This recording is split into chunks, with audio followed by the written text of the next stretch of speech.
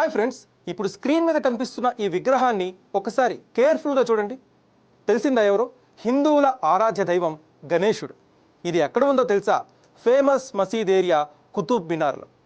Yes, మీరు వింది కరెక్టే. Present ఇండియాలో ఎక్కడ చూసినా ఒకటే హాట్ టాపిక్ నడుస్తోంది.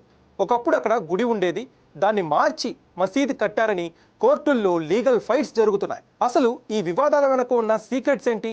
Archaeological survey of India ASI రీసెర్చ్లో బయటపడ్డ ఆ షాకింగ్ ప్రూఫ్స్ ఏంటి? ప్రస్తుతం దేశవ్యాప్తంగా మోస్ట్ ట్రెండింగ్ టాపిక్ మధ్యప్రదేశ్ బోధ్శాల. 11వ శతాబ్దంలో రాజభోజుడు కట్టించిన సరస్వతీదేవి ఆలయం ఇది.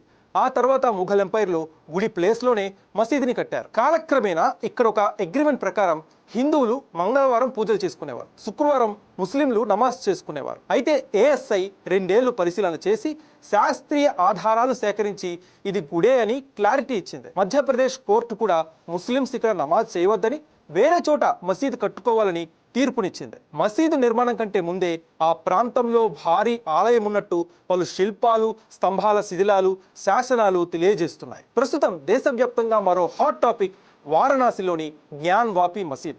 1669లో ఔరంగజేబ్ ఇక్కడ కాశీ విశ్వేశ్వర ఆలయాన్ని కూల్చేసి మసీదు కట్టించాడనేది హిందూ పక్షాల వాదన. ఈ మసీదు కట్టడానికి ముందే అక్కడ ఒక పెద్ద హిందూ టెంపుల్ ఉండేది.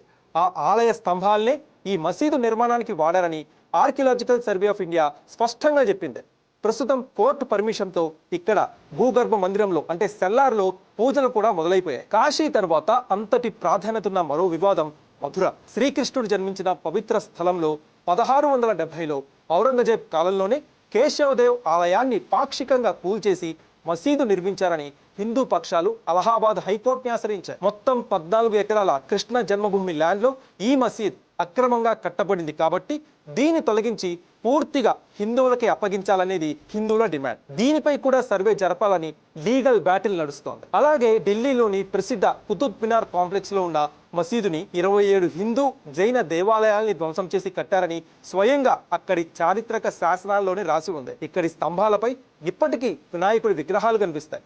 దీనిపై హక్కుల కోసం కూడా హిందూ సంఘాలు కోర్టులో ఫైట్ చేస్తున్నాయి. ఇదంతా విన్నాక మీకు ఒక డౌట్ రావచ్చు, ఇన్ని ప్రూఫ్స్ ఉంటే కోర్టులు వెంటనే ఎందుకు తీర్పు ఇవ్వట్లేదు అని. ఇక్కడే ఉంది అసలు ట్విస్ట్.